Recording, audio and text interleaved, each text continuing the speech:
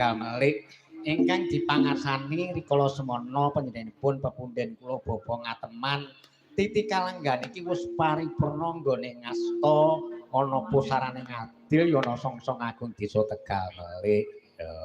Aku melu memuji ana ngersane Gusti Kang Murbeng Kawasa yangsa dalem Allah yang Maha Agung yangsa dalem Allah Subhanahu wa taala sak paripurnane pepundhenku panjenengan bapa ngateman sepisan meneh mbok menawa ana kaluputane ingkang disengaja lan disengaja orang meranani marang keluarga ing desa Tegalmelik aku kang melu nyunake gunging lir samudra pangaksana ingkang tanpa upama Allahumma amin. Muga-muga wae aku melu memuji sak bubare iku iso entuk sesuk pengayoman sing amanah ya sing ngerti marang keluarga ora tansah ora bisa mbedak-bedake antarane siji lan sijine padha nggolongake tekad ing kono tumandang sayuk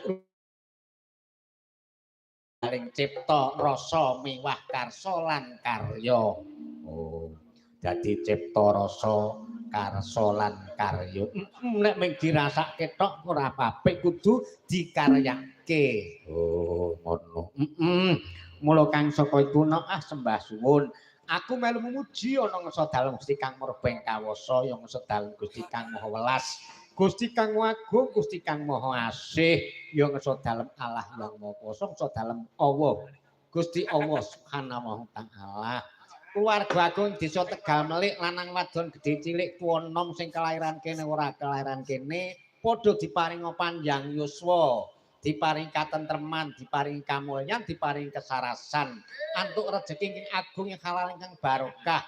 Anggone pangupa jiwaran menine aja nalangan sindya apa-apa. Ibarate nego ing desa Tegalmelik kene rezekine ndodok kemroyok ngajegem rejek saka ngersane Allah yang Maha Kuwasa. Allahumma amin.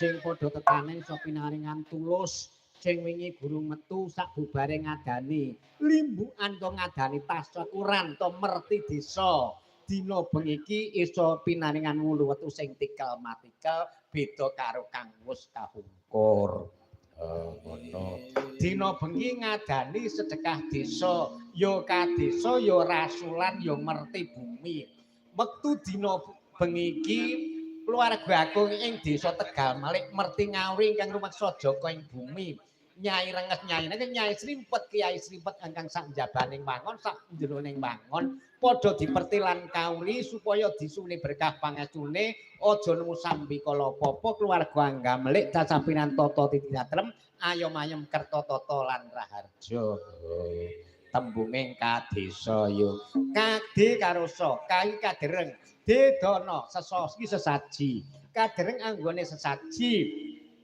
uga merti ngawuri kakidang Tegalmelik padha dicaosi bekti dicaosi darsak kuasane supaya disuni berkah pangestune aja ana langsi apa-apa keluarga ing desa Tegalmelik ngono nek ngono ya akeh tembunge iya dadi ana sing darani rasulan merti ngawuri Kanjeng Nabi Rasul sak garwa sak putra sahabat Bali luweh-luweh lumeber maneng sami Kanjeng Nabi sedur Qadir Jailani wali Allah. Oh, wah iya iya. Mula Kang Saka ku ya aja nganti kesuwen, Nduk. Wektune wis wengi. Ya ora apa-apa Karangample ya wis wengi akeh sambutan kok.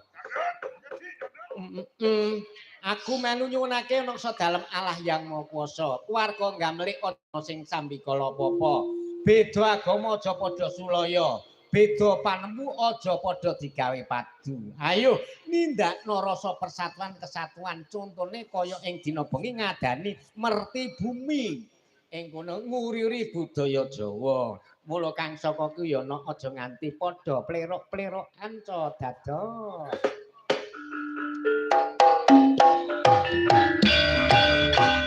Thank you.